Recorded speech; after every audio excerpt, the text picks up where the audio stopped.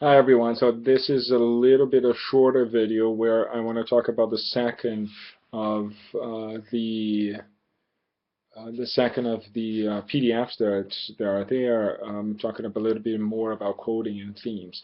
You can go back on chapter 9 and you see how Creswell that talks about coding and themes and how he deals with those two issues in a very interesting way. We have last week spent a lot of time thinking about coding as well. How do we kind of put these things together? How do we name them? How do we organize that? And what you see in this particular PDF is this idea of, an answering your research questions into your data. So as you get to interview people, as you write your journals, right, you look back into them and you start paying attention to how you engage with the description, right? How you render these places, how do you thought about the processes, and this is a kind of the preparation for the coding, right? So one of the interesting things here is that you need to find ways to not only yourself, as you see here on the bottom of the page, a poor example and a better example of how to detail things, how to provide some contextual writing that will provide later on some information for you, right? So, and this happens not only in observations, but also in the interview. So you have a semi-structured interview protocol when somebody's not really answering or providing some detail or providing something that you feel they could go deeper, right? So your role is then is to try again to push a bit, to kind of rephrase the question, to not to lead elsewhere, but to really kind of help that person to think through the process so that those ideas emerge without really leading them, right? Without saying, well, don't you think that this is like that, right? Rather, just really open and saying, well, maybe you could talk about something specific. Do you recall a story about this? Or I remember in my life having an experience that seems similar to what you're talking about, and that's what it looked like. What would you say to that? How would you respond to this? Right? Am I interpreting you right when you say this? Right? So those are the kinds of things that help, and not only in terms of our own kind of observations or journaling or documentation, but we're trying to find this richness, right?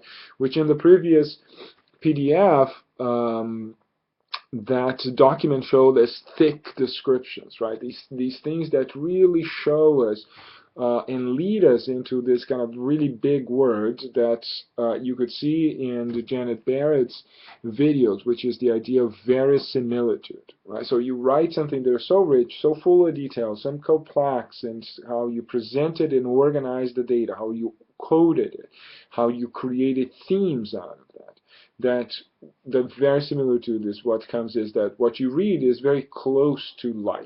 It's very close to something that you recognize as correct, as right, as possible, as something that seems probable, something that seems that is convincing, right? So those are the goals of something that is described in very detailed ways, that is coded properly, and that then through that process really creates the idea of themes, right? So themes are connected directly also to the literature review, right? So to some of these key big ideas that come out of that. So maybe one of the key ideas when we think about motivation in the piano studios, one of the, we can code that in various ways, but we might find a theme in there that is that students, the motivation is really connected to peers, to how they perceive other peers and how they are playing. So creating more opportunities for that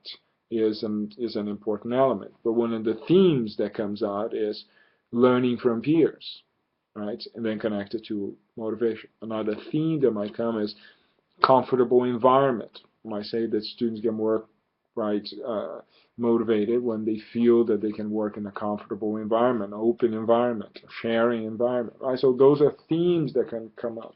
And what you see is that while you first code things to kind of make sense of them and connect all this data that you're seeing, then that coding gets diluted. Again, the funnel process, just as we talked with with the literature review that starts big and goes to the specific.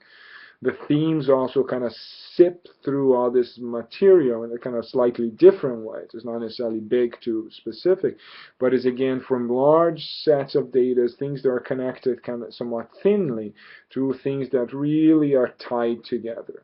Right, so you have various experiences and very different people talking about, not in using the same words, but dancing around the same issue. And then you see that there's a theme that starts coalescing. And you name that theme, right? Just as we talked about that. Peer learning. When you name that thing, the power of interaction, right? Whatever it is that you're going to do that. And this shows here, and shows also, and leads us to think about on the third page of this PDF, about the importance also of contrary evidence, right? There's always things in the process that might not fit in, and that's absolutely fine. It's actually that's absolutely significant, important in any kind of research. That we have disconfirming evidence, that we have evidence that actually goes astray from the norm, and that you use that to explain what's going on. You use that to say, while the vast majority of students say this, it's interesting to know that this student and that student responded differently. They seem to be more engaged and more involved in this and that. Right, so those kinds of things are also significant. So we, really shows that you're not trying to cook the data, right? That you're not trying to create something that doesn't exist, right? So again, very important connection between codes and then how codes become themes, and how those themes then are what organizes the data, right? You're going to bring all this data into those themes, and out of that you're going to really write, connecting, linking all this back to your research questions and the literature review. I'm sure that as you are teaching now, and as you're thinking about this process of research that we're engaged in, as you're thinking about the methods and how you're going to collect data, you see all this is linked now, right? So you have a case study, and now I know that in that case study, what would be really cool for me to get information, way to get information is to have some interviews, observations. But I also want a triangulation. I want another voice. So I don't want just one class of students. I want two classes of students. Or what I want to look at students from different samples, or individuals from different samples, which we're going to talk next on the next video.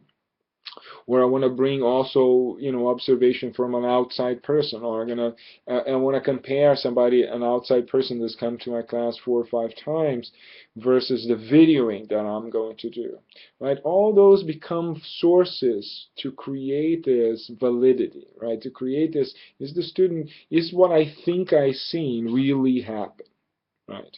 And that's really the bottom line of this whole process, so that we can say that we have some level of certainty on what we did, even though that certainty is malleable, even though that's complex, and we can continue to investigate.